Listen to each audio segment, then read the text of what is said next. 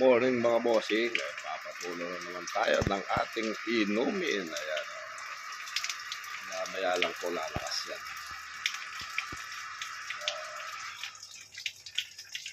Naka-filter po yan dyan po sa tatlong drum na yan. Lalakas po yung maya.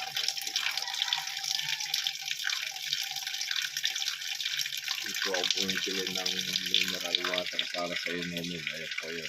DIY filter. Ayan. Chicken finish product. Bigla po lalakas.